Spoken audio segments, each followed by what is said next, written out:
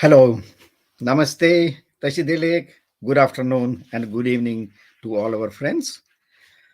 I'm Vijay Kranti, and today we are going to talk about Genocide Olympics.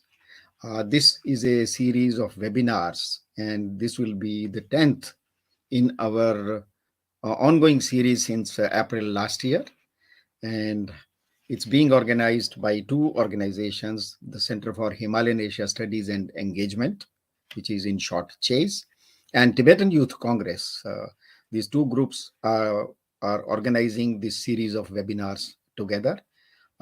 CHASE is a think tank which is focused at understanding the issues impacting countries and societies around Himalayan Asia, and focused at exchange of knowledge, views, perspectives among Indian and international experts, researchers, writers, advocacy groups who are working in various aspects of political, social, economic, and strategic developments in this region. Uh, Tibetan Youth Congress, as you all everybody knows, is a very famous Tibetan organization, the largest group of the Tibetan diaspora in the social and political field. Uh, it has been active for last many decades, and its contribution can be judged from just one fact, that the most of Tibetan leaders we see in the political, in social, in cultural, and other fields, they have been through Tibetan, most of them have been through Tibetan Youth Congress, and TYC functions, if I can say, almost like a nursery of talent in the Tibetan diaspora. So today our subject is uh, Genocide Olympics, and our speakers, we have three speakers. One name had to be changed on the last moment because of one medical emergency. We earlier had Mandy McCohen, who was going to join us as a speaker from United Kingdom. In her place, we have John Jones. Welcome, John Jones. He's from Free Tibet, UK.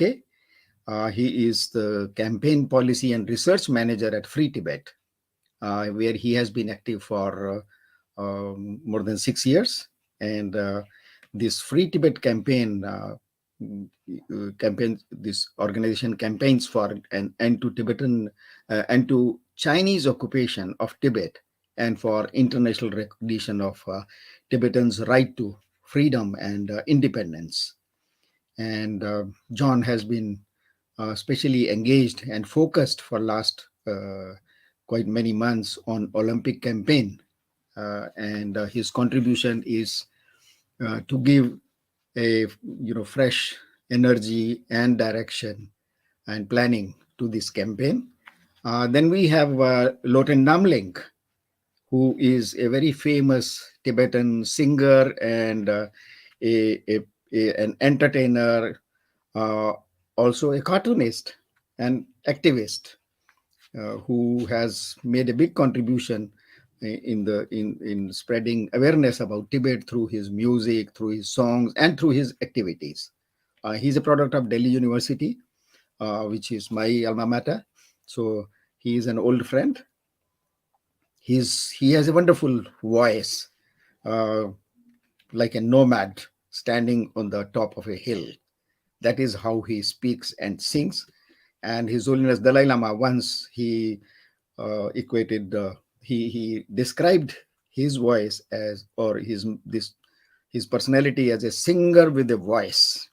You know, so he is with us today, and he is specially today for one special reason.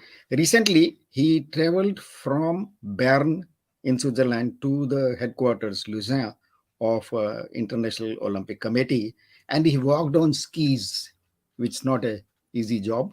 He walked like a penguin, if I can imagine him. So he walked all the 100 kilometers to express solidarity with other uh, campaigners for Tibet. Then we have Tenzin Joch Bauer. She is executive director at Tibet Initiative Deutschland, Germany. Uh, she's a very well-known Tibetan activist, actively engaged in the campaigns related to Beijing Winter Olympics 22 and in other campaigns also. And she has been quite widely quoted in German and international media for her activities on human rights for people of Tibet. And her background is she is a TV professional, experience in TV production. So I welcome you all. Then we have among the organizers our friend Sonam Tsering, who is the General Secretary of Tibetan Youth Congress, who represents the TYC today in our webinar. Uh, he has been quite active for many years with TYC and is engaged in organizing the organizational aspects as well as campaign aspects of Tibetan Youth Congress. So welcome Sonam Cheringla. Our other friend, Professor Ayushi Ketkar, who is a professor at Jawaharlal Nehru University. She is going to handle. Oh, welcome, Ayushi. We were missing you. Ayushi is professor at Jawaharlal Nehru University, the Special Center for National Security Studies of GNU. She has been working at two other universities, the Symbiosis University and Gautam Buddha University. She specializes in international affairs and security affairs. She will be handling the question answer session. So when you are talking, we will have questions from in the chat box, and she will be taking note of those questions, and she will handle the question and answer session. So first, let's start with Tenzin Tenzilla. We will have your perspective on Olympics, the Winter Olympics, especially. Let's go with you first, and then we go to next to John, and then Lotan Namling. Thank you very much for this invitation. I'm very happy that I can join today and have a short talk with you all. Very thankful for that. I'm very sorry, my voice is not as good as normal, functioning as normal, because I was sick last week, but it's getting better, and I'm very happy that this happened after the beginning of the Olympics, and not before, because I really needed my voice in advance. And now I had some time to recover again. The Olympic Games campaign was, I would say, it was a very emotional campaign, especially for me, but I think as well for all of the Tibetans in exile, because it reminded us on the games in 2008 and the Summer Olympic Games, which were already taking place in China, in Beijing. And during that time, there were a lot of protests and things going on inside Tibet.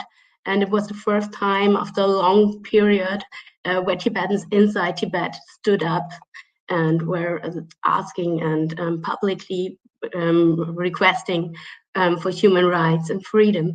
And having now a second time the Olympics hosted in Beijing, even the human rights situation got worse in the last 14 years, was a very not acceptable and not understandable situation, I think, for everyone who is interested in the human rights cause. But yeah, it did happen, and we tried our best to raise awareness on the Olympic Games in advance. So our organization, we were mostly focusing on the national area in Germany, but I think it was a great campaign, the No Beijing 2022 campaign, which was coordinated by International Tibet Network with organizations around the world. And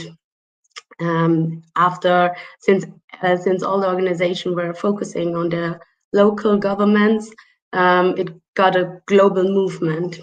So the games are now almost over. On Sunday, it will be the closing ceremony, and it is hard to think about this Olympics, seeing how publicly the Chinese regime were lying to the world about the human rights situation, and also turning these Olympic Games into political games, which actually was always denied by the IOC. But we have seen it in the opening ceremony, as well as the meeting between Xi Jinping and Vladimir Putin, and also, like all in between, it was a lot of symbolics, which were made very clear what the Chinese government, wants the international world to think about their regime. So I think it was important that we, together with all the other organizations, were working this intensely in this campaign, No Beijing 2022 in advance. And I think we have succeeded, even if the game have taken place, because the people were aware of the situation, what is going on inside China, how bad the human rights situation is, and that actually the games are nothing which people can be proud of.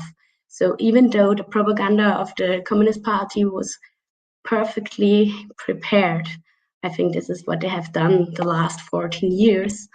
They had a lot of critics all over during the Olympics, and also in several polls in countries, you could see that people really believe that the IOC should not have given the games to China, and also the TV ratings were lower compared to other games which were taking place in the last years. I think a great success was also that diplomatic boycotts, which some countries like the USA, UK, India, and Denmark were announcing, because that was a strong signal to the IOC. Still, it made me somehow a bit sad thinking about the games, because as soon as the game was starting, we tried our best to stop them, but it happened. And I was thinking about what actually the Tibetans inside Tibet are now seeing. What did reach them? Did they see all our actions in advance? We've tried, or at the end, do they just see this perfect ceremony of the openings, and now the world coming together at Beijing, even though they are oppressed and civilians all the time? So that made myself a little bit uncomfortable during the start of the games. And I think this is a reason why I really believe that the campaign is not over now. We have to continue. We have now, especially as soon as these games are done, we have to continue working with the athletes and also with the press, who now had traveled to Beijing and experienced on themselves how it feels to be in an Olympic bubble. Yeah, the bubble, I think, is you are still in a very privileged situation, but you could see how stressful it was for them to be constantly monitored, unable to express your free opinion. You're not you're restricted by the freedom of your movement, and they depended on the favor of the Chinese government. So these are experienced, which are definitely not comparable with the situation which Tibetans, Uyghurs, Hong Konger are facing. But at the end, it did show the Western people, I would say, or everybody who was a guest at the Olympics in China, how strict the Communist Party can be. We were trying, during our campaign, we were mostly focusing on sponsors, And in our case, in Germany, there was only one big main sponsor, which is the insurance company Allianz. And I would say that it was very important for us to get, to get in contact with them and to express our concerns in advance, and at the same time to understand how these games are functioning. As I already said, now the games are over, and just the topic is not over. We have to continue, and I'm very happy. I think I would stop on this point. Maybe we can talk a bit later about the concrete actions we did and what maybe should be the next steps. So that Lodenla and also John can input from their side a little bit. Oh, thank you, Tenzilla. The way you have explained the background behind these games, that groups, action groups from across the world who are interested in human rights, especially of Tibetan people, the Uyghur people, the Mongolian people, they have been trying to communicate to the world that China does not deserve these Olympics.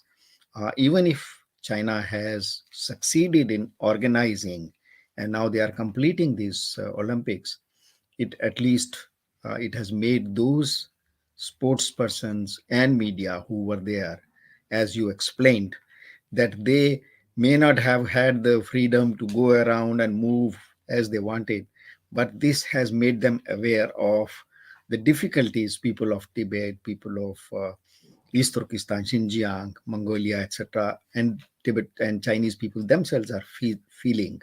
Oh, that's a very interesting perspective from an activist.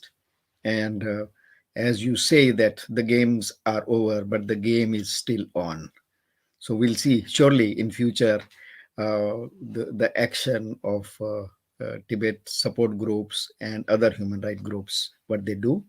Now we have another very important player who has played a very important role over past many months on the campaign related to the Olympics. We have John Jones from Free Tibet, UK, who will enlighten us on the theory behind, the philosophy behind this campaign, and your perspective, how you look at as a human rights activist, how you look at the games and the developments around games.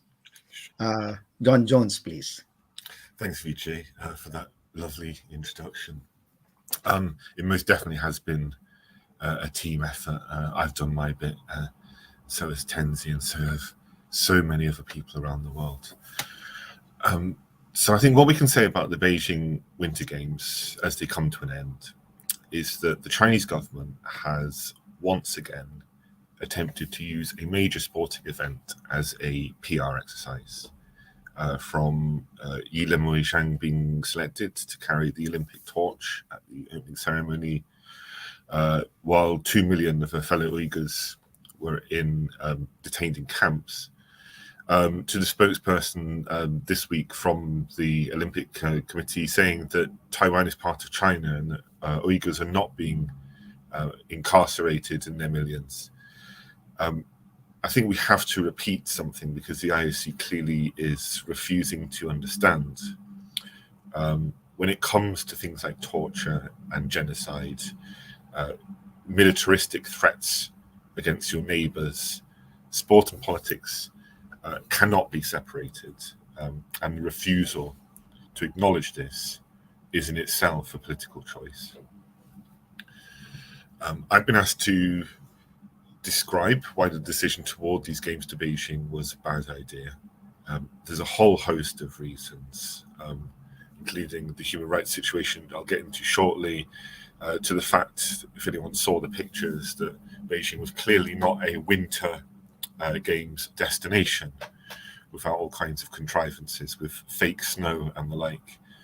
But I think the argument I'm going to start with, the most empirical argument, is by going back and looking very briefly at the 2008 Summer Olympics, to give a quick overview of what happened and to see the effect that this had on human rights, because it is crucial to what a terrible decision it was to grant the 2022 Winter Games to Beijing. There are all kinds of governments around the world where we would advise against giving them the prestige of hosting the Olympics. With China, it's not hypothetical. They had their chance in 2008. Despite Tibetans, human rights experts, policymakers who knew anything about China or the situation in Tibet, advising the IOC, this is a terrible idea. And so it proved. On the eve of those Olympics, with the eyes of the world very much on China, Tibetans surprised the CCP, surprised the world with the protests in March 2008, and they were cracked down on with extreme force. We know that over 100 Tibetans were killed. We don't know the full number. We know that protesters were arrested and tortured. Some of them remain in prison to this day. And we know that such was the level of embarrassment that the CCP felt that these protests had taken place and that they had been caught cracking down on them, that they vowed ever since then to maintain stability in Tibet at all costs, which in practice meant turning Tibet into a police state. And this can't be stressed enough. One of the key legacies of the Beijing 2008 Summer Games is that Tibet was turned into a police state. Countries closed as North Korea, with some of the worst repression in the world. I don't probably have the time to run through the many different kinds of human rights violations, which covers everything from millions of nomads being relocated from their pastures to the fact that there's around 1,000 political prisoners in Tibet today at risk of torture, to the controls on Tibet's religion. But I think it is key to highlight the other legacy of the 2008 Olympics and Tibet's transformation into the most repressive place on earth, and that is the fact that 159 Tibetans assessed the situation around them, wanted the world to help, and did perhaps the one thing that they felt they could do with the power that they had as individuals, and carried out self-immolation protests, many of which were fatal. And that too is in part the legacy of Beijing 2008.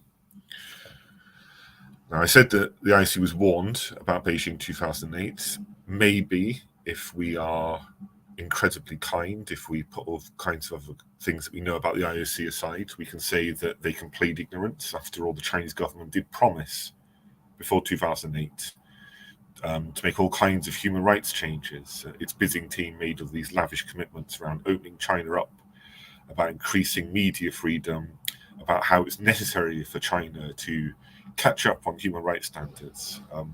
My organization, Free Tibet, we even listed them in a recent report we put out. So you have, for example, Liu Jingmin from the Chinese Olympic Committee in 2001 saying that Beijing's bid for the 2008 Olympics will do good. Every country has their own human rights problem, and China will certainly pay more attention to human rights. Or the mayor of Beijing that year saying that the games will help promote economic and social projects and will benefit the development of human rights. And the IOC bought these promises and backed the Chinese government up at every stage, even to the point where Tibetans were being killed, at which point it stopped talking a good game on human rights and switched to saying that we should stop hectoring China over human rights. By the end of those games, every one of the commitments that the Chinese government and the Chinese Olympic Committee had made, and all of the promises that the IOC had made as well that China would see reform, turned out to be false. They were all thrown in history's rubbish bin, and instead Tibetans and Tibet supporters were vindicated. The CCP did use these games to legitimize its abuses, what we now call sports washing. So this time round, when the 2022 Winter Games were being considered, the IOC could not plead ignorance. If your child gets bitten by a large dog, you learn from it. You don't then bring an alligator into your house. And I think that's an apt metaphor for the way that the IOC has handled this new Olympic bid. The human rights situation under CCP rule in Tibet, in the Uyghur region, in Hong Kong, in southern Mongolia, is worse today than it was in 2001. And we bear in mind that 2001 was a year when 250,000 people were executed. 2,500 people were executed, and 250,000 were sent to labour camps. But things are far worse now. They deteriorated. Not only did the 2008 Winter Games do nothing to reverse these trends, they accelerated them. And we have the human rights abuses taking hold in Tibet, but also spreading. So, for example, Chen Chuangguo, the party secretary of the TAR, the so-called TAR, which he turned into a police state, was rewarded by giving the chance to turn the Uyghur region into a giant prison, where today some 2 million Uyghurs are in detention and at risk of torture and forced sterilization. And this repression spread to Hong Kong, where the remaining civil liberties were shredded apart through things like the National Security Act. And Tibetans, I think, recognize this because we saw many of them holding up placards saying, Tibet today, tomorrow, Hong Kong, ? It's that solidarity. They recognize what had happened to them was now happening to other people under CCP rule. So the IOC is an organization that's not learned its lessons and it's not fit for purpose. And that's very clear in this campaign. We did reach out to the IOC early on. Some of the people in the campaign had some utterly excruciating meetings in which they saw firsthand that the IOC did not care about human rights, and they did not care if you were a Tibetan or an Uyghur, telling them with your own words, based on your own experience, why the decision to give Beijing these games should be reversed. They dismissed all of that. There was no talk about improved human rights this time, about how the 2022 Winter Games could lead to China opening up, because everyone would laugh you out of the room if you said that now. How could that possibly be believed by anyone? Not a consideration this time. This was purely a reward because Beijing had all of the money and was willing to make the infrastructure to make these games a success, because the Olympics are now far too big and only a few countries can host them without crippling themselves. And surprise, surprise, some of those big countries just so happen to be some of the most repressive countries as well. So we launched this campaign thinking the IOC is not the target. They're an irrelevance. They're an obstacle. Instead, we're going to go above their heads. We're going to target governments, sponsors, athletes, National Olympic Associations, the public, make the case to them, and then the IOC can suffer the consequences along with the CCP. And as these games drew nearer, after a solid year of us promoting this message, we started accumulating success after success as the case for a boycott became clearer, with those who were willing to listen, willing to use their eyes to see what was going on. And we can say now, as I wrap up, that Beijing-2022 is actually looking like a failure. I mentioned at the start that it was used by the CCP as an attempted PR coup. Well, in reality, it's got low viewing figures. We did a poll at Free Tibet with Survation, which found that 58% of UK Olympics fans are going to watch far less Winter Olympics TV coverage this time. And 20% said that they will just not watch because of the fact that the CCP is hosting it. We know that viewing figures are down at least 30% from the 2018 Winter Olympics. Far more government officials boycotted this time. In 2008, there was a small handful of brave world leaders who said they would boycott the opening ceremony. This time, a dozen governments boycotted, including the UK, the US, India, far stronger than 2008. And there's also this tidal wave of media articles that have come out consistently slamming the IOC, slamming these Olympics, saying what a terrible idea they were. So we hope that this gets the message across. The CCP should no longer be rewarded with public relations opportunities like Olympic events or, looking further ahead, a World Cup. And indeed, if organisations do give them this PR opportunity, we now know that it's going to come with a cost, that those events are going to be a failure.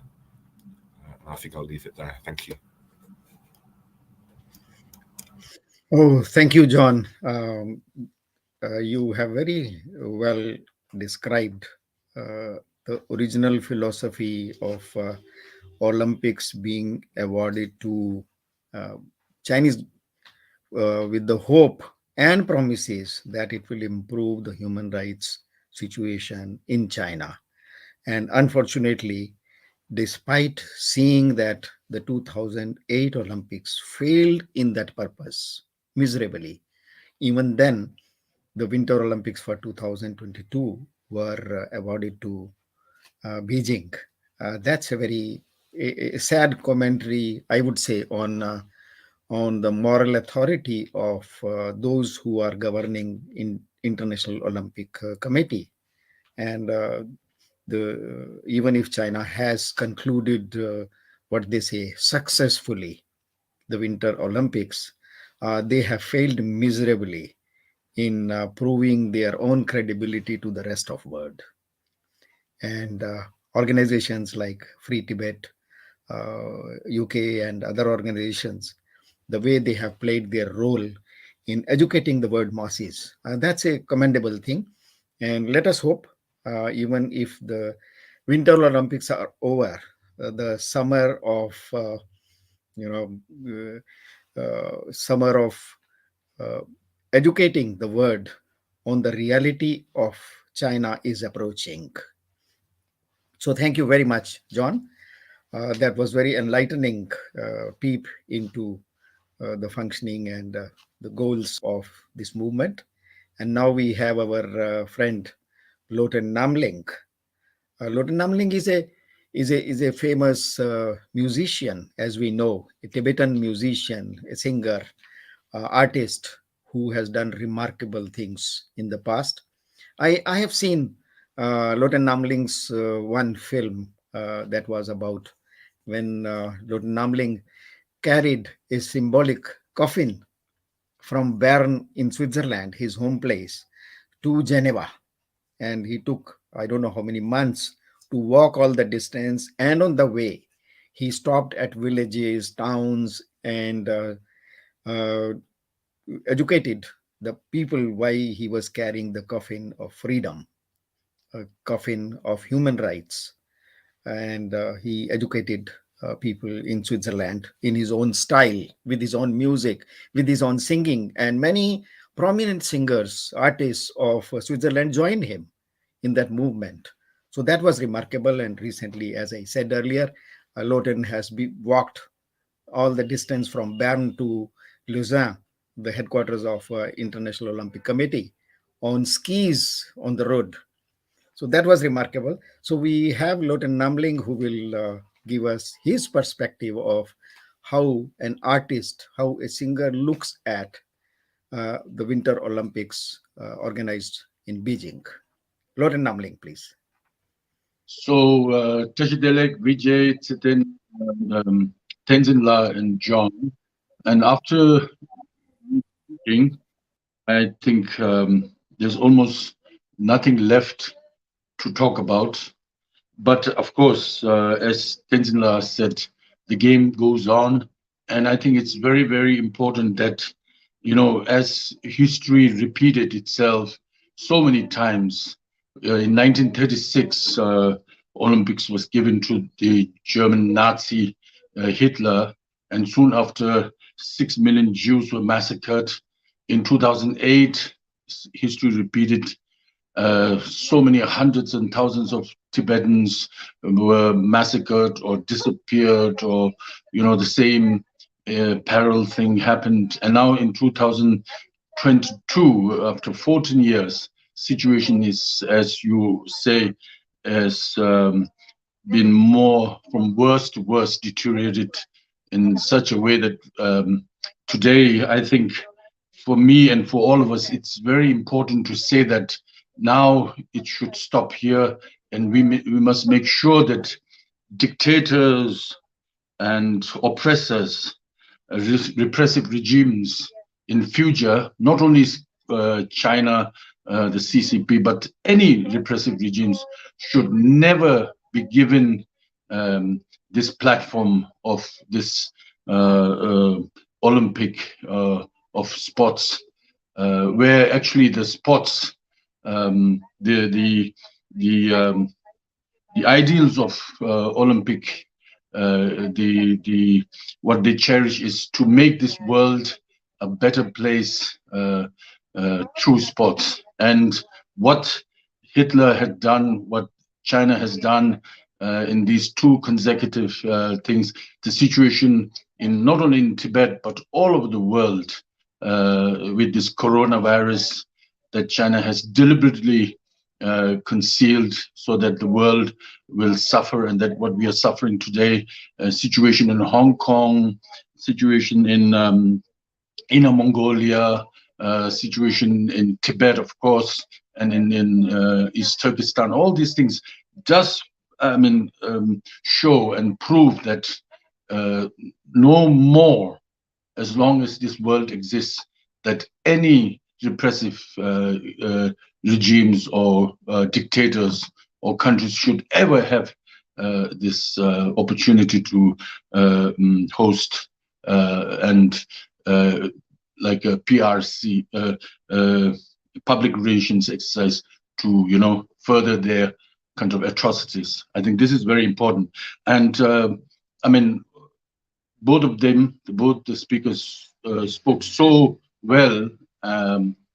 So I think that since this also talk is through my friend Vijay, and also the TYC and Chase, so I want to talk a little bit about from a personal point of view as an individual, because I am one of the kids that grew up in Dharamsala under the leadership of TYC at the time, when you were talking about TYC as a nursery for political activists.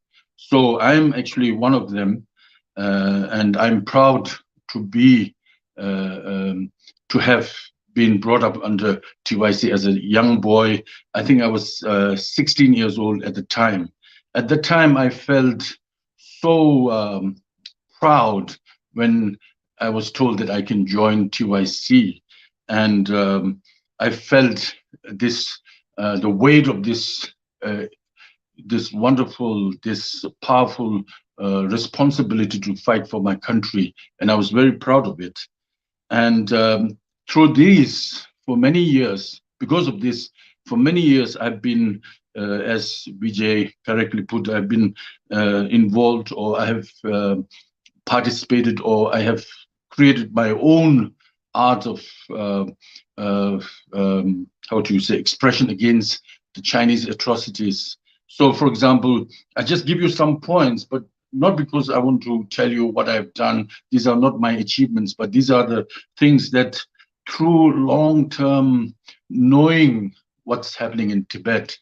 And I always say that when I was a little boy, I saw through the eyes of my parents, in the eyes of my parents, the kind of suffering and the truth they stood for.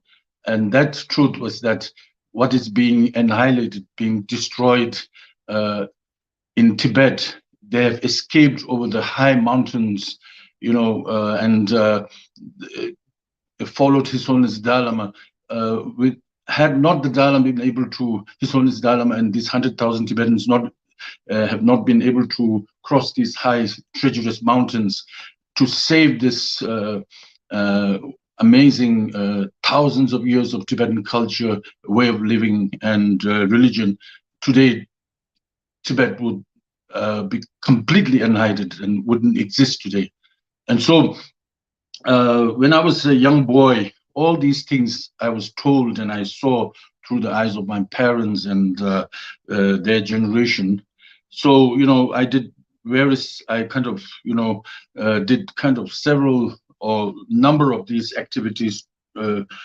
And one of the major activities that I did was boycott of Chinese clothes and shoes and, material things that was in 1983 when I was in school in Missouri. First, I was in TCB, and then I later on 10+2 in Missouri. At the time, many young Tibetans, of course, we were not knowingly wearing these Chinese clothes and shoes. So at the time, I started this first boycott of Chinese clothes and other materials.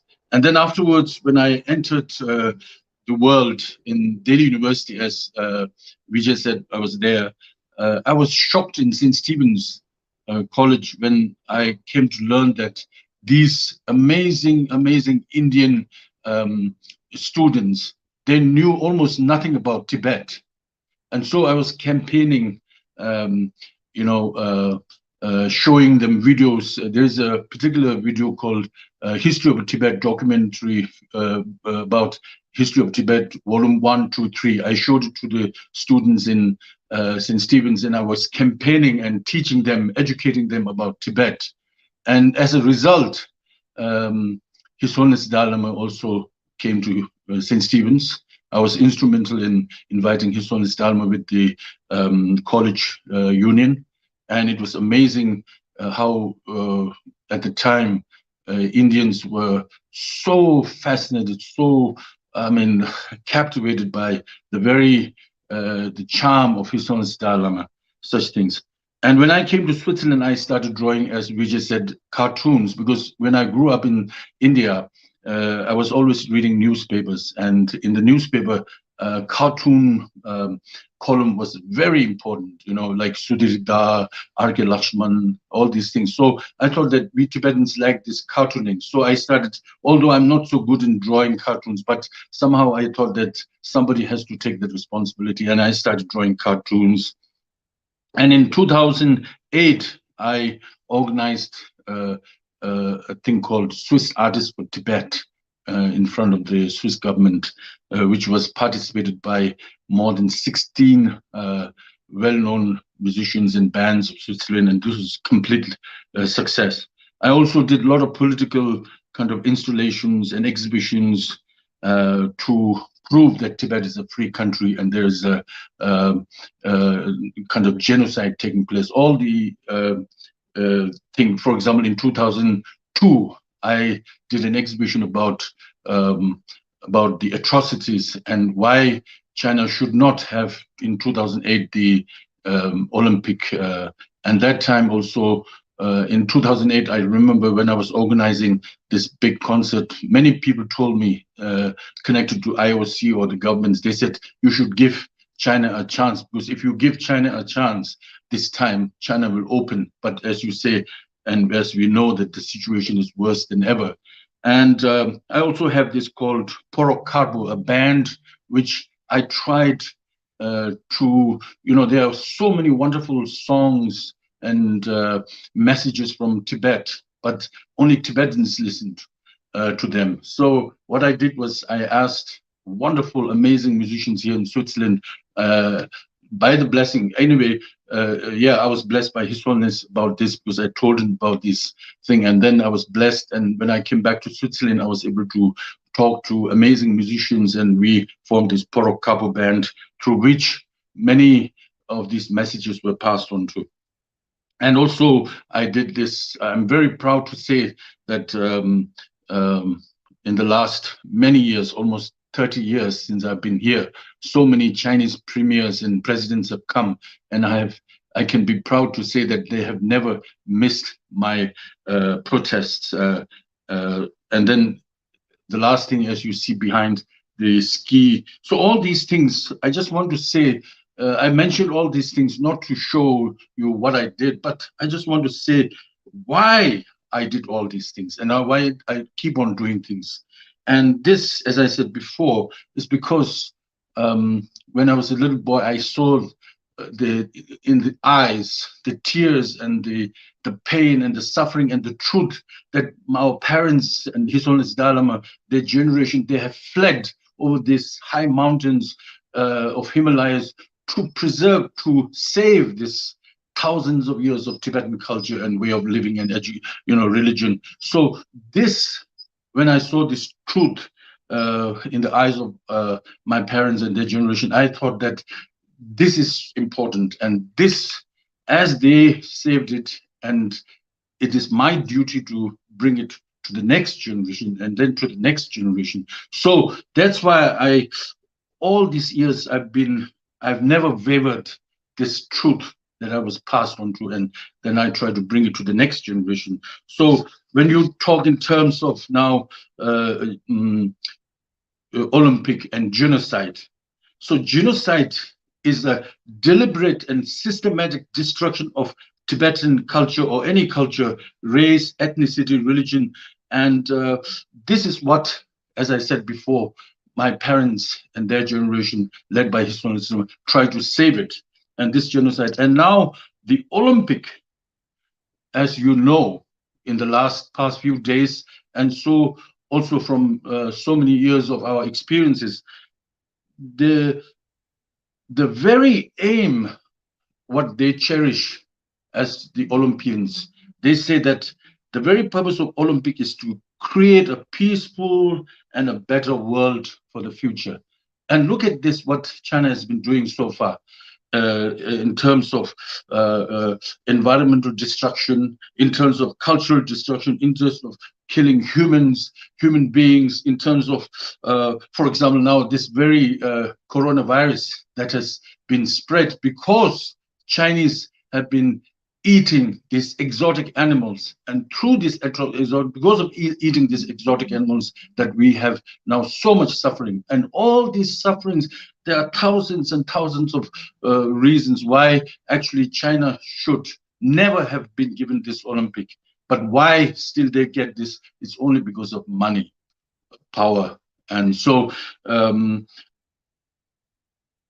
I also, as an artist, I have recently gone through, because I was talking with Vijay about this also, being an artist, sportsman also. I was also a very active sportsman in college. I was St. Stephen's College goalkeeper in in school times. I've participated in many sports and this and that. So as an artist, as a sportsman, I've seen that, for example, in the last couple of years, or 10 to 15 years, you can see how arrogantly China has kind of banned artists who speak for the truth. Who, for example, there's this Miley Cyrus who was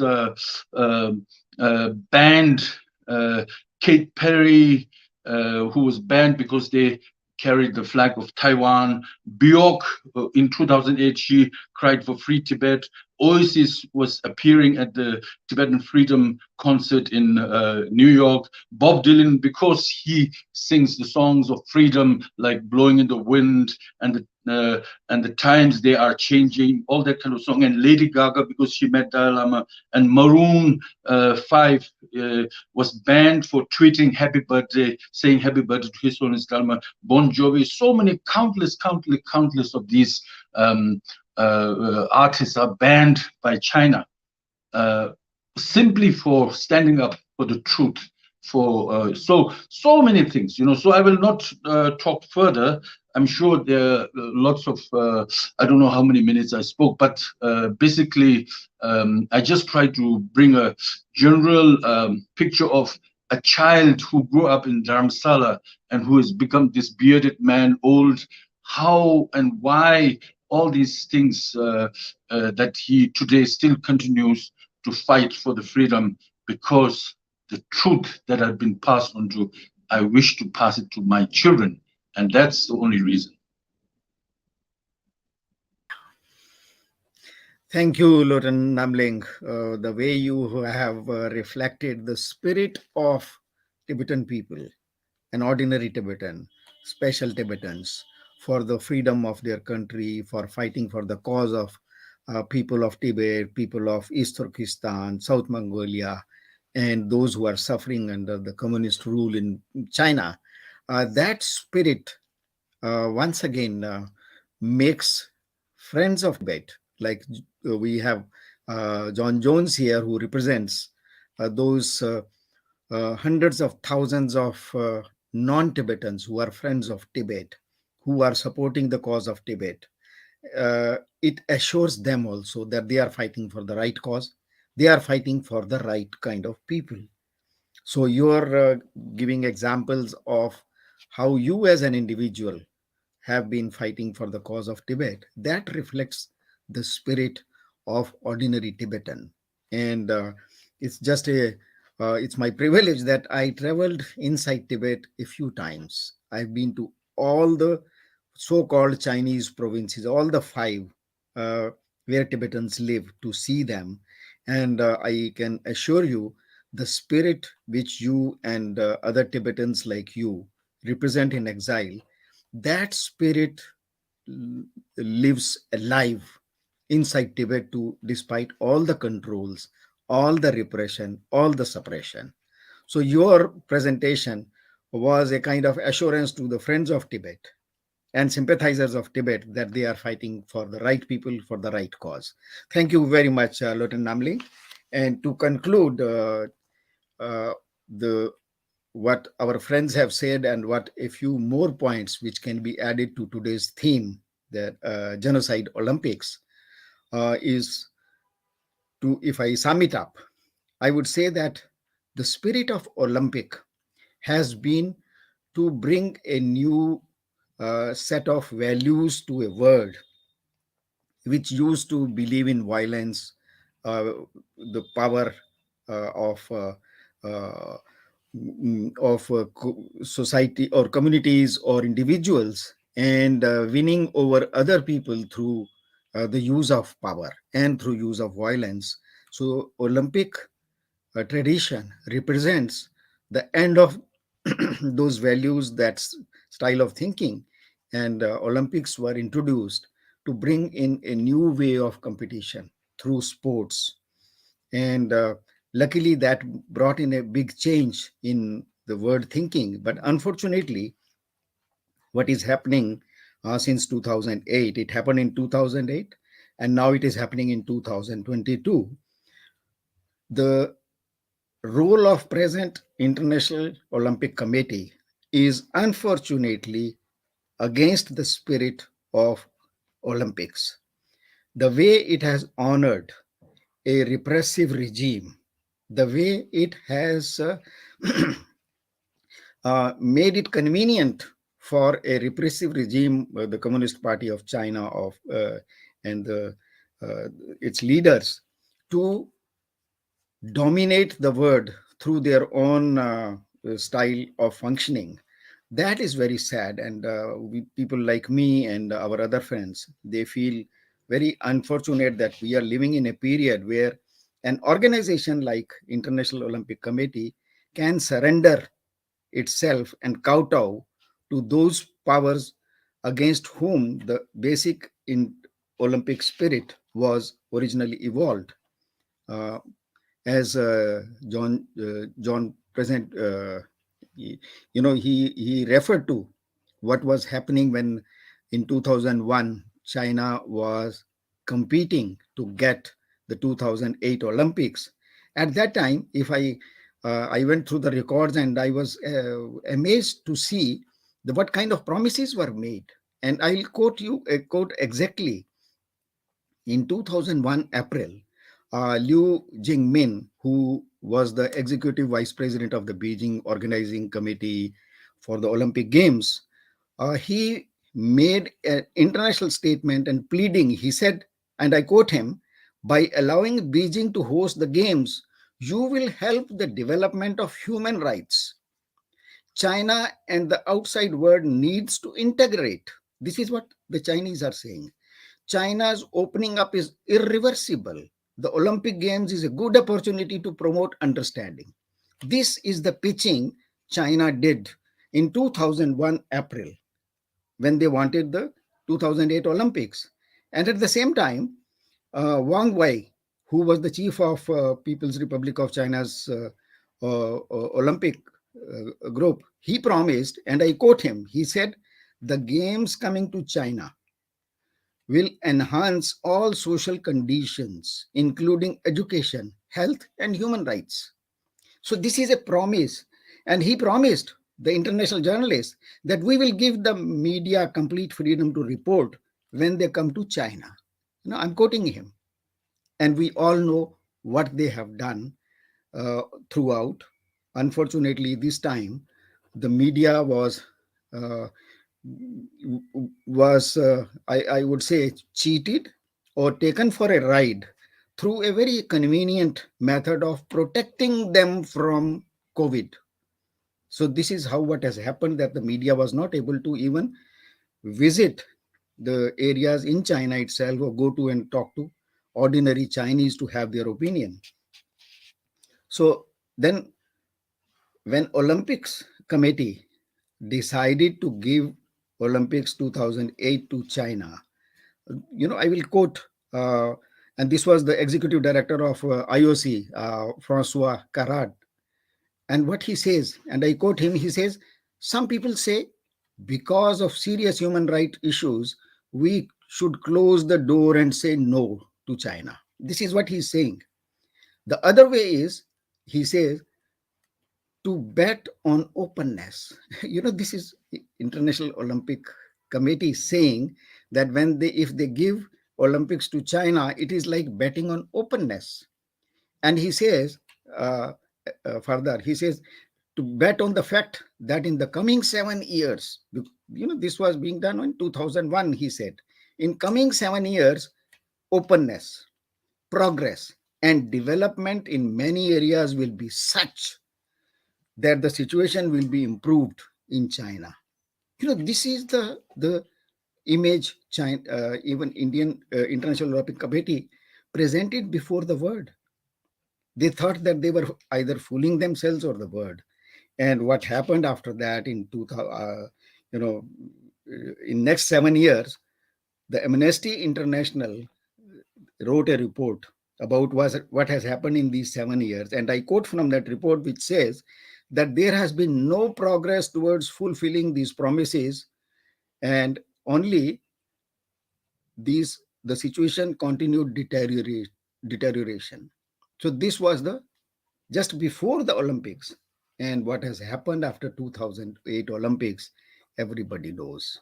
Our friends like Tenzin La, John, Lawton have been fighting what happened uh, between 2008 and 2022.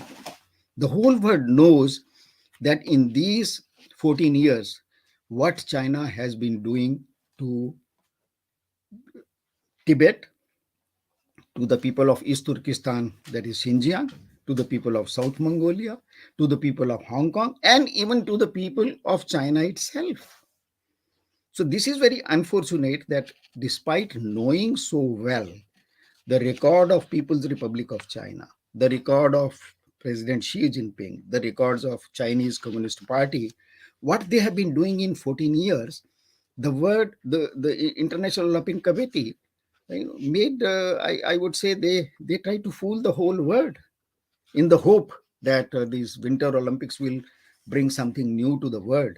And that is why I would say that the role of IOC, and especially when we see recently how its president, Thomas Bach, it's very unfortunate that we have to name a person, and that is, I repeat the name, Thomas Bach, who is the president of IOC. He behaved shamelessly.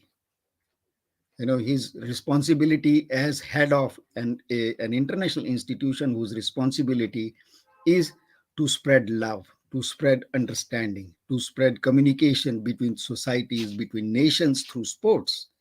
And we saw this president of International Olympic Committee, Thomas Bach, the way he behaved in the case of Peng Shui, the way he protected the Chinese government, the way he denied Peng Shui, is a spokesperson of China, one of the most reputed players of China, when she said that she uh, underwent sexual molestation by a very senior Chinese leader. It was not the Chinese government. Unfortunately, it was the president of International Olympic Committee, Thomas Bach, who went out of the way to protect the Chinese government, to protect the rapist Chinese leader. And not only that, In a few days, he went out of his way. We don't understand whether Indian International Olympic Committee, the charter, uh, assigns or mandates its president to behave like, if I can use the word, prostitute. The way he organized a live video talk, a so-called live video talk with Peng Shui in China, and tried to tell the world that China, there is no problem with Peng Shui. Whatever she said was wrong, and here she is. What is she is saying? So we see the fall of values. We see the drop of morality in the highest institutions of the world, which are supposed to carry forward values of humanity. So I think if International Olympic Committee assigned Olympics once again to China, even after seeing its record in 14 years, I think we can only do is we can hang our heads in shame that our one such institution has gone to such people like Thomas Bach. And our friends have already uh, explained very well in last 14 years what has happened to Tibet, what has happened to the Tibetan language, the religion there, human rights there, the way it has. In 2008, Loten Namling was saying that there were many demonstrations across Tibet against the Olympics and for Tibetan rights, and hundreds of people were shot down by the Chinese. Unfortunately, this time, after 14 years, there was no such news. The Tibetans have been occupied in every way, their mind, their eyes, and their bodies. That we didn't hear anything because the whole Tibet has been converted into a digital fortress, into a police fortress over past 14 years, and the whole world is keeping eyes closed to the fate of Tibetans, to the fate of Uyghurs, to the fate of Mongols in South Mongolia, and even to the fate of Hong Kongers who have been part of the free society until very recent memory. So today, when we were talking, we were taking an assessment of how valid, how justified it was for the International Olympic Committee to assign Winter Olympics of 2022 to China. I think we can only see this decision with regret. And I'm sure we have now uh, some questions from the audience. Our friend, Professor Ayushi Ketkar, is with us. She's a professor at Jawaharlal Nehru University. Ayushi, you must have had some questions for Yes, sir. our specialists. Please go ahead. Yes, sir. Thank you so much, sir. Uh, it's been a very interesting talk, and while the speakers were speaking, uh, of course, there were a lot of people who very clearly mentioned how China shouldn't have been given the Olympics at all, because this is a wasted opportunity. What they say and what they do are two separate things altogether, and China is never going to change its ways. Probably it's a strategy of biding time and building their strength. So, based on this, the few questions that have come about are as follows. One is to Joan Johnson, who said that China is more of a police state, especially when it does these big events like the 2008 Olympics and now the current Winter Olympics. It turns into a police state. But Joan, sir, do you feel that China is perpetually a police state? Because, of course, in special events, the situation gets worse. But even in normal conditions, it makes sure that the Tibetans, Mongolians, might be even people from Hong Kong, Uyghurs, these are always in very strict surveillance. So is China a perpetual police state? Is that true? What's your opinion on that? And the question to Tenzin La, uh, Tenzin La, you very interestingly mentioned about the Olympic bubble. What do you feel that all these big events, has Olympics become an elite club, so to say? because as you mentioned and some of the other speakers also mentioned, most of the time it is these big countries. I think even John Jones sir mentioned this, that it is the big countries who have a dismal record of human rights. They are the ones who get it. So do you think this is an elite club where values and ethics do not matter at all? So with these two questions, we'll begin, and then the 3 or 4 more questions for other speakers as well. It's a good question. I might not have been totally clear in my speech. So while acknowledging the question, what I would say first of all is that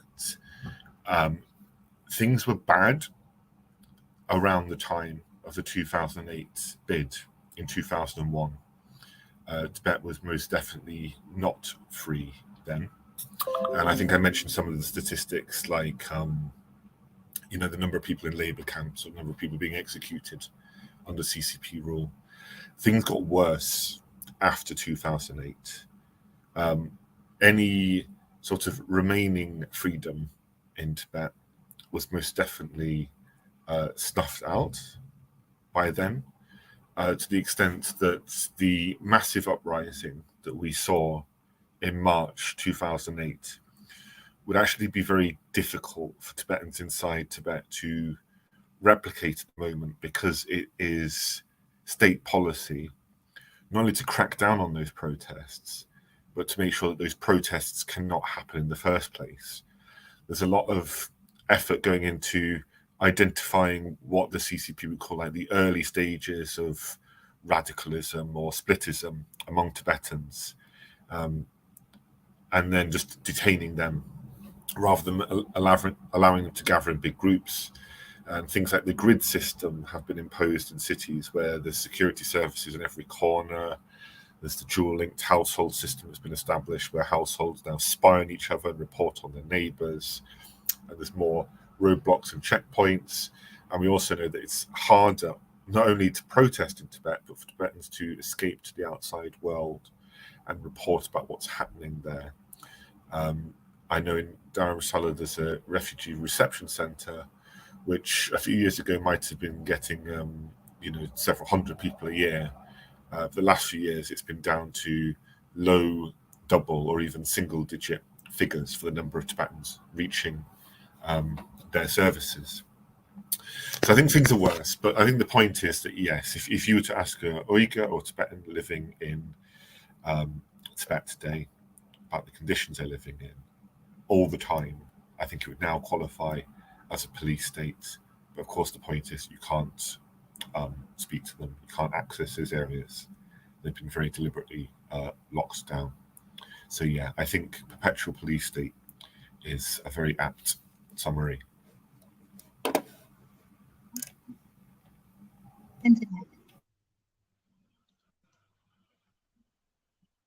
Tenzila, look forward to your input for the question. Thank you for the question. I think we have reached a certain level, and especially in the Olympic Games with Beijing, where I'm not sure any other country can top this. And this is certainly what the CCP wanted to show the world. They got a stage from the IOC to show their propaganda and to show how powerful they are and how independent they are. Even the whole world is closing up because of Corona. They have the possibilities to host an Olympics, no matter how restricted the freedom of the participants are. So I think this was a very strong sign which was sent out to the world. I know that the IOC also has to think about the further host countries, because as big as the Olympics are right now, like these huge giga events, this is not possible to be hosted by democratic countries, which cannot easily remove a village just because it's built on the wrong place, or who can be that careless about ecological system, stuff like this. I mean, this is the reason why at the end, 2015, there were only 2 places left who were asked, who wanted to get the Olympics, the Winter Beijing Olympics. And I know whether Kazakhstan or China were like perfect options regarding on human rights situation, but at this time it was very clear that many countries stepped back because of the high standards the IOC was setting. So I think there must be a rethinking about it, because this point of faster, higher, it's not possible anymore. And it's, I mean, we will see how many Chinese will be interested in winter sports after the games. This is something which the CCP always tried to to tell the world that we just opened up the new market. But I'm pretty sure that this is almost like in other countries. All these big arenas, they won't be used again. And this is just in 2021, it's ecological not holdable anymore. The IOC also changed their contracts, and they placed the human rights situation in it for further Olympic Games. I think that's great, but at the end, the human rights does not start at a certain point on 2024. They are always, they should always be respected, no matter. So it was a failure not to focus on it, and that the IOC did not make a public statement on the human rights situation in China, not even when, as John already said, the Chinese organization committee did make political statements. Yeah, so I think it's, yeah, as it was asked, definitely there are elite places or countries which are more likely, which are autocrats, who are more likely to host these big events. But I think there must be a change coming. Absolutely. Thank you so much. So very clearly, you have rightly mentioned that Citius, Altius, Fortius, higher, stronger.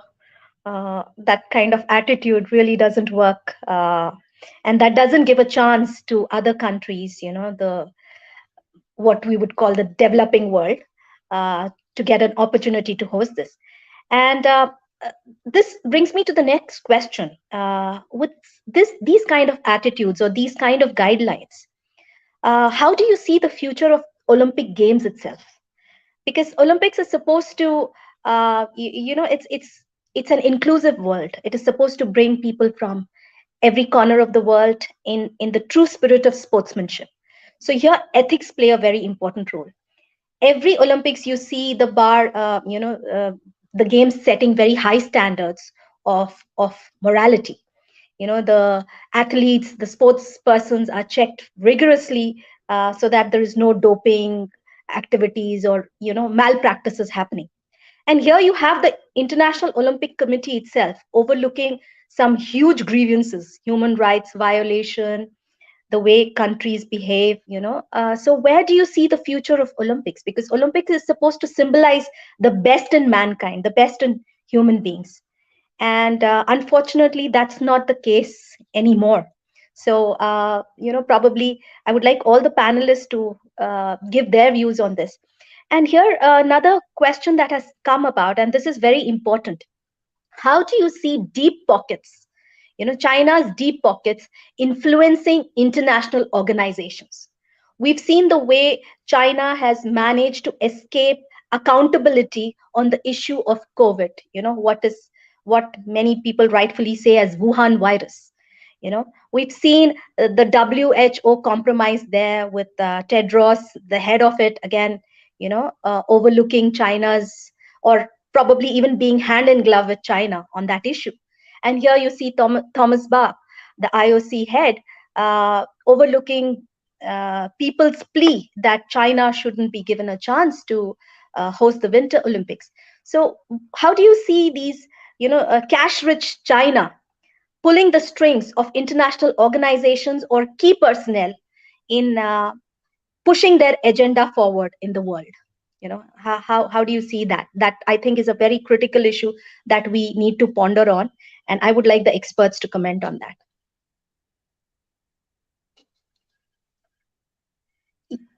Yes, we can even probably start with Vijay sir. I don't mind that. I, being the senior most, might be. And Lotunla, there's a special question for you.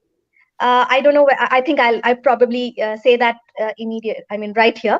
Uh, being an artist, being a person from the media world, how do you, we all know that movies and music play a very important role in our lives, and they are huge influencers. But you see, media again has two sides to it. While they are strong influencers, but there sometimes is a clash between what reality is and what the paid media shows. So how do you see this battle between truth and fake news or fake information? How do you think this can be addressed, especially on the issue of Tibet? Because you have people like you who want to show the real picture and who want to show the troubles that Tibetans face in their own land. On the other side, China, again, with its huge funding to people who promote fake news or peddle the China's agenda in the world, they spend again a lot to ensure that their narrative is there in the world, in the public domain. So, that is a question exclusively for you. Mm-hmm. So, Yeah.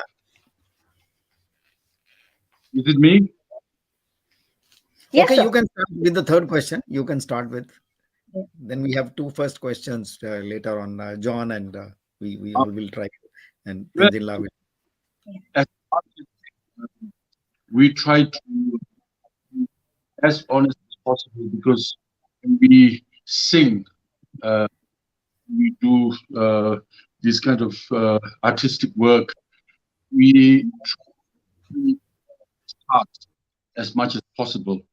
And so this question is, of course, very complex and thing. But I can say one thing for sure, that through my experience in the last, I've seen, for example, the other day I was talking with Vijay Ji, and thing is, China's it's so, I mean, aggressive, and not only just killing, but, as you know, buying everything by lies and all this and that. For example, I'll just give you one example. This is, I think, very important, because 2008, I was organizing, because of the 2008 Olympic, a few months before, I invited the 16 who pleaded them to go for Tibet. Mm-hmm. It came out, and there were 16 bands singing for the freedom of Tibet. But because organizing, having 16 bands, huge sound, sets and stages and that. So we had kind of have so much of work behind, fundraising and all these things. We kind of 8,000 Swiss francs, which went to the state. Lotenla, I have a suggestion. In your maybe in your system, the bandwidth, the availability of bandwidth is less. So if you shut off your video and continue the audio, I think you will be audible very clearly. Your audio is not clear right now. It's breaking. Yeah, please go ahead. Is it better? It Better now? appears. Yes, Yeah. it appears. Oh, see, I have a very bad telephone. Last time I have also had the same problem. So now can you hear me? Yeah, we can. So that time what happened is so many artists, they came out for the freedom of Tibet and that. But most surprisingly, when I went to ask for funding, for money and this and that, I went to Amnesty International. And I'm mentioning the word Amnesty that time. Maybe now times. That time, Amnesty International, I told them that I'm organizing this Swiss artists for Tibet to raise atrocities and not give this Beijing Olympic and this and that. And I went to the office here in Bern, International, and I asked for support because I said you are also fighting for the, standing for freedom on this and that, human rights and all. So they said, look, Mr. Namling, we'll give you 20,000, but you have to change the title to Artists for China. We're talking about Tibetan and I'm fighting in the country, and there are, I don't know how many billions of people do their stuff. I'm doing it for my country, people who are, suppressed in Tibet. And I said, I'm do that way, the Swiss Artists for Tibet. Then they said, well, I said, what is the reason? And they said, well, we have to work in China. So, if we work in China, we cannot have this word Tibet, otherwise we will not be able to have our office there. So, example why I'm saying is that even the media, they kind of, just because work in China and going down to China, not, and then such things like this, I'm so what I'm to say here is that yes, repression, fake news. Sorry, Namling La, there we are not getting even audio, so maybe yeah. So let us wait for your line to improve, and maybe Tenzin and John can answer the other two questions. One is about the standards, high standards on doping and other morality issues, and totally missing standards for on human rights and other human values. And the other question was deep pockets.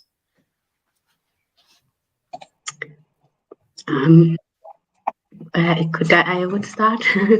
Okay. With the first question.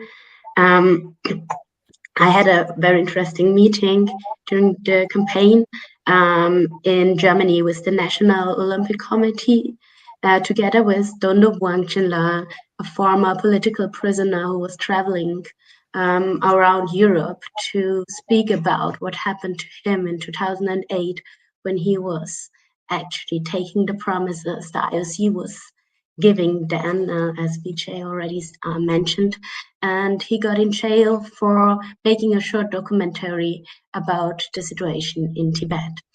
So we had this meeting, and it was very clear for us to see that the National Olympic Committee was not at all interested in the human rights cause or in the human rights situation. And they also made clear to us that we might be experts in human rights, but we are not expert in sports. And I feel this is something which definitely has to change. In 2021, Olympic Games they are a big sign. It is not just sports. It is not just about sport, which you can split from all the other topics. It is sport, it is politics, it is environmental protection, it is about economics, so everything works together, and this is something which has to be much more clear and also much more communicated to the world. So they have to be clear about their responsibility by organizing Olympic Games like that. But at the end, I think what should change is it should be more about the athletes. And I think it was terrible to see how the IOC was trying to silence the athletes during the games in Beijing. And this is something which should not ever happen again in sports, because it does not matter, in my opinion, if you are an athlete or not. You always have the right to say your own opinion, to especially if you are the one who are forced to travel into a country like China to perform your best time, or your so this is definitely something, but I think there need to be more exchanges between the IOC and, for example, human rights organizations in advanced. I think there's a lot which has to change. The first thing what they should do definitely is to that Thomas Bach should step down from his position. I think right now we have seen how careless he is about human lives at all, and that he does not have the strength to resist autocrat systems like China or Russia. And maybe John, would you like to continue with this question? Sure. So I'm not going to say too much about the WHO. I think there's differing opinions about what happened there, and different opinions about how meek it's been. Actually, no, it has pushed China for information at times. I think it's a different case from Thomas Bach and the IOC, where I think the IOC should be far more savvy about politics and the way that politics runs up against its work than the WHO, because the IOC has been doing this for decades and consistently failing and consistently dogged with corruption allegations or poor decision making, including both times it awarded Olympic events to China. I don't know to what extent corruption's involved. What it clearly does look like to me is that the IOC has no reverse gear, and that the Olympics have become far too big, and that when they commit to hosting an event somewhere, like they've done with China, they are unable to find a way to hold them to account or to extricate themselves from a situation like a regime that's carrying out genocide hosting the Olympics. I think what that means is that there needs to be a serious discussion about the Olympics being far smaller, far less infested with money and dependent on sponsors, and far more accommodating to medium-sized countries to be able to host these events without damaging themselves by trying to pay for all of the infrastructure costs. That applies to the Olympics and the World Cup. You know, as a football fan, I can look back in history and remember times when a country like Austria was able to host a World Cup, and that doesn't feel viable at the moment. They could only host it if they were in coalition with several other countries. Money can't dictate everything, and these events do need to be scaled down to be more sustainable and to avoid circumstances where huge governments with tons of money like China or other countries that are sitting on seas of oil, for example, are first in the queue to host these things. And I think the only way to reach that point is top to bottom reform of the IOC, which is what we started calling for. And further to that, we've mentioned his name a few times. I think Thomas Bach has shamed himself, not just in awarding the games to Beijing and making excuses for them, but in tons of other easily avoidable mistakes or outright complicity, like the excuses that he and other senior IOC leadership members made during the Peng Shuai case, where a woman's allegations of sexual assault were almost swept under the carpet by all of these dinosaur-like men who were so concerned with no controversy being around these Olympics, and these Olympics being a success, that they would have, clicked their fingers and wished her out of existence if they could have done, rather than listening to what she had to say.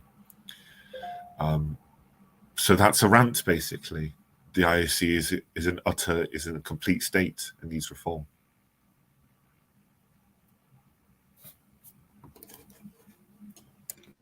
Yeah, may I add one point, especially when you spoke of the media. I'm a media man. I spent my life 50 years in media. And so I have a little understanding of how media functions or the challenges before media. When this internet came, when digital communication came, journalists like me felt very happy. We felt very assured because I remember as a journalist who started, even if I wanted some statistics from my government, and I would assure you that the government of India is not more autocratic than most other governments. The bureaucracy is as what you call focused on holding every information like most other countries.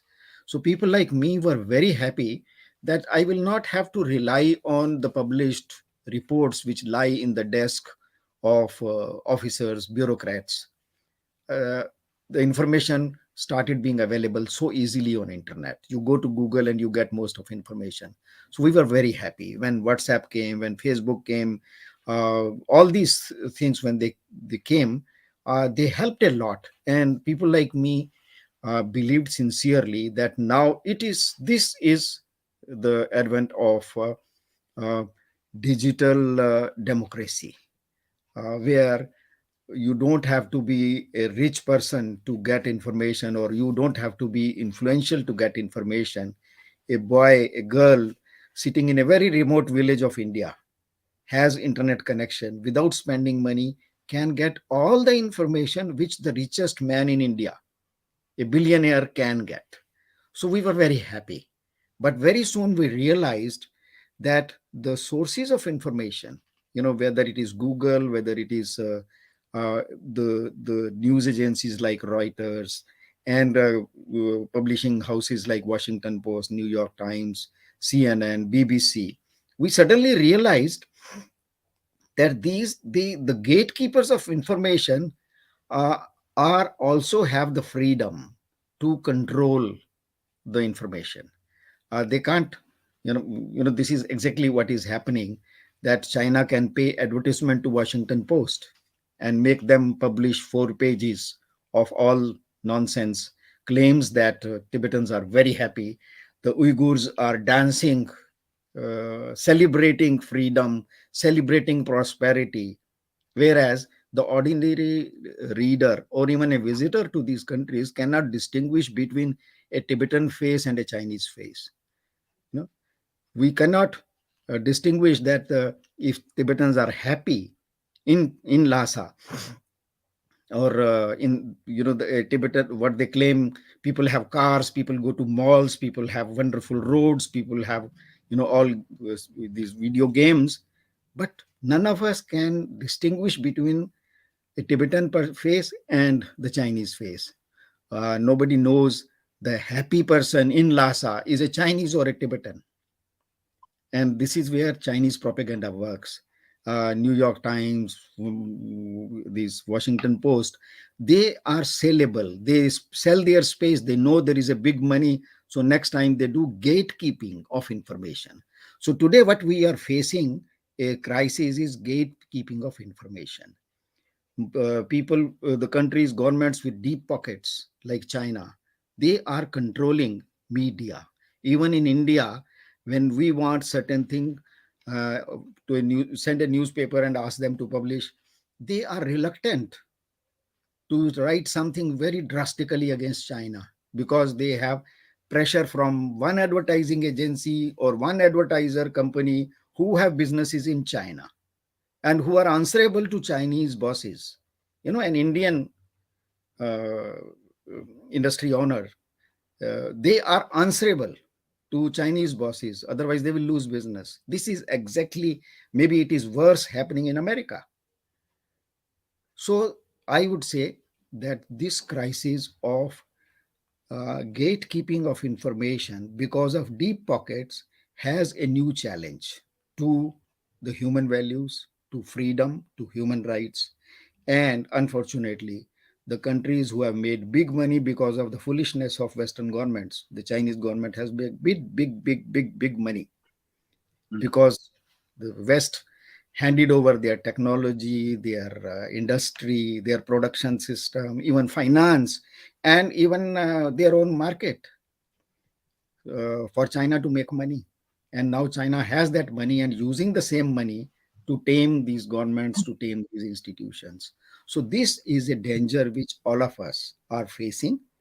And whether it is IOC, whether it is WHO, the way their bosses sell themselves or close their eyes to things going wrong, that is a danger, collective danger for entire humanity. And we have to rethink about it. Like John said very clearly, very uh, he put his finger on the right point, that IOC needs to be rebooted. WHO needs to be rebooted so that they are out of the influence of deep pockets. So yes, this is a danger, and Olympic 2022 has given us an opportunity to think again on these challenges which we all are facing. Thank you. This, Thank you, sir. Vijayji, Yes, please. is my voice still? Yeah, now we can hear you. Because I think I was too far away. And, there were some waves. I don't know. Kind of, but what Vijayji was saying, it's been happening since almost now 25 years. I remember many years ago, 20 years ago, Herald Tribune, like when you said about these advertisement blocks, in Herald Tribune, and all these big newspapers, they have been brought to China, and almost like 6 to 10 pages of advertisement about how great China is, how Tibetans are enjoying, and that kind of thing. What you are saying with this gatekeeping, this has been happening for the last 5 years already. This has created a mindset in the Western world that what problem is. Many people tell me, uh, you are Tibetan, therefore you fight and have this against uh, country as the. This is like you read the newspaper all. Sorry, Namling La. Now, again, it's a serious problem, audio problem. Huh? Oh, this must Let's be keep it for next time. We are also jumping our time. We had 1 hour 30 minutes, and we are already 138 plus minutes. Yeah, Ayushi, if you have anything else, Yes. otherwise we just conclude. Just two quick questions, and then I would Sure. end up with a very important comment that has happened, that has been made on the chat box. The two Let questions us have are: the. Let us have. Can China ever be tamed? Okay, can China ever be tamed with such deep pockets? Can anyone or the whole world together, put together, can China be made accountable for its acts? That's one question. Second, what do you think is, comments on politics of symbolism? Because of late you see more of these big events being used as for PR activity, or for changing the narrative, or bringing about a fake narrative, these kind of issues. So where do you see this politics of symbolism taking us? Definitely it's not going to make a better world. In fact, it is deteriorating the situation. So I would like your comments. And finally, Tibet is more than a human rights issue. It is an illegal occupation which the modern civilized world should not allow it to happen. So I think on that's the last thing for me, from the chat box side. Thank you.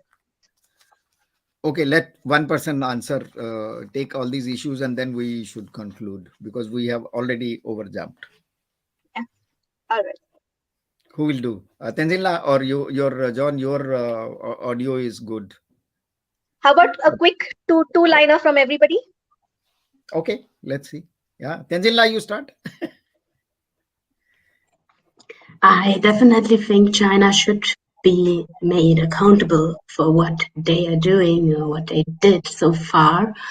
This is something why we continue our work as human rights organizations to point especially this out, to show the world that they have to react.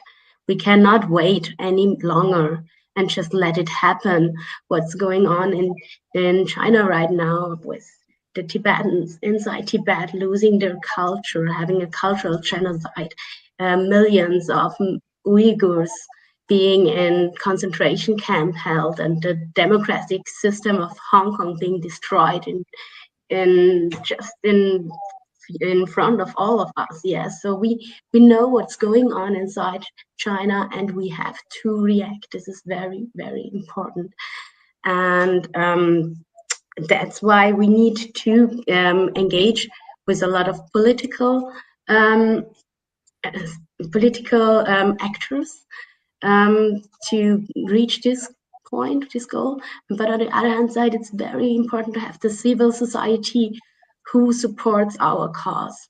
And yeah, more than 2 lines already, but I think next big topic is 10th of March, remembering what has happened in 1959 inside Tibet, that Tibetans are still fighting to preserve their culture and to freedom and following this to get the self-determination.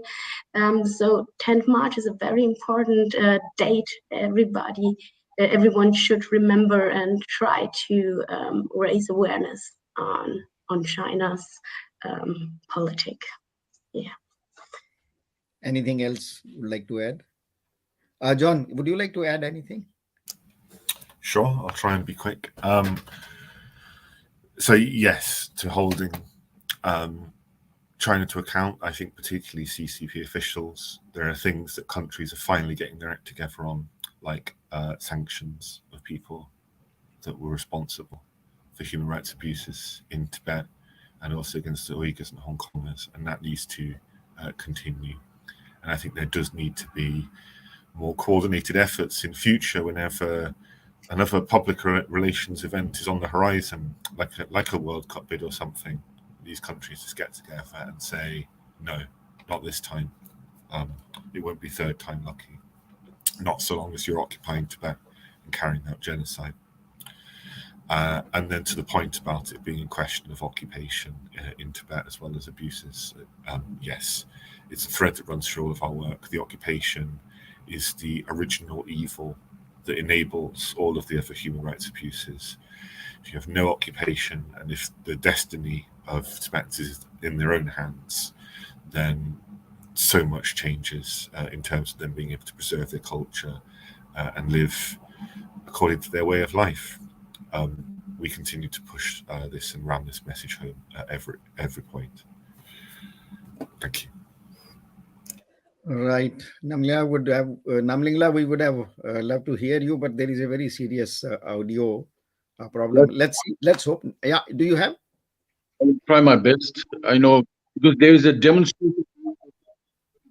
They're so loud that I cannot hear you guys well. But doesn't matter. What I want to say is I want to end what I said in the beginning, that China and any other repressive, not only China, but any repressive country should never be able to have this, Olympic as a PR kind of processes. And also, I want to say something about. I wanted to say about this also. When I was walking with the ski and the ski on the road going to Lausanne, I met many Swiss people, ordinary Swiss people, and they said actually this there. I mean, actually, the reason why I walked was also to ask Swiss sportsmen and women, the athletes, not to go to Beijing. So many Swiss I met on the road, ordinary people. They said that their sportsmen and women, the athletes, should not go to Beijing. And this, I see, is a very clear message for the Swiss government to change their stand. Till now, Swiss government is like any other Western government, so heavily controlled by China. Every movement is controlled by China politically.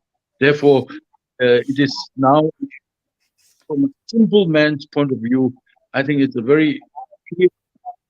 People also say that it's not China should have this game. So I hope you heard me this time well. Without No, unfortunately not. No, there is a problem. Maybe next we we'll find a way out for you to have a better connection.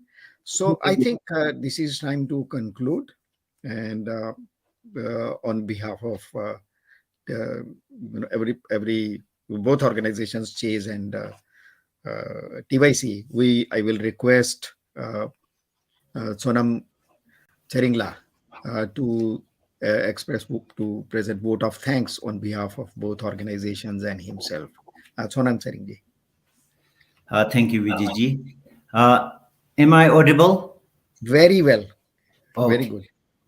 As rightly pointed out by our guest speakers, Olympic game is a game of glory and an opportunity for the sportsmen and women to share the glory of this game and to share the spirit of love and friendship among the countries. But this time it is hosted at Beijing by the Communist Party of China, a regime that is responsible for the murdering of millions of Tibetans, Uyghurs, and others who are colonized and controlled by the oppressive and repressive system. It is hosted by a country, a regime that is responsible for the continuous gross human rights violations inside Tibet. So thank you all for taking part in this webinar and sharing your views on the same subjects. And with this, I, on behalf of TYC and Chess, extend our foremost thanks to Tenzin Zoshabak for taking part in this webinar and sharing your views on this genocide game, and also sharing us about how the Tibet Initiative, Trustland, and other organizations have been moving in these campaign activities in promoting awareness about this genocide game. So thank you. Next, I thank John Jones from Free Tibet for accepting our last-minute invitation, which speaks about your involvement and engagement with Tibet campaign activities. And thank you for sharing us about why IOC is awarding this precious game to Beijing was a very bad decision, very terrible decision. And also thank you for sharing us about the how Beijing felt in many ways during this Beijing Winter Olympic game. So thank you, John Jones. And also Lodin Namlila, thank you so much. Lodinla is a former Regional Tibetan Youth Congress Delhi chapter president, and he has been engaging Tibet campaign awareness program activities in many different ways. Inside Tibet, if the Tibetan singers, they sing a song in praise of His Holiness the Dalai Lama, and our political leaders, they are immediately put behind the bars, but their songs can never be caught behind the bars. So Lord Ninla has been singing their songs, and promoting awareness about the atrocities committed by the Communist Party of China. So thank you, Lord Ninla. And also, I extend our sincere thanks to Vijay Ji for being the co-host of this webinar. And Vijay Ji is more Tibetan than many Tibetans in many ways. So I, on behalf of Tibetans, TYC, extend our sincere thanks for your constant support in this time of great need.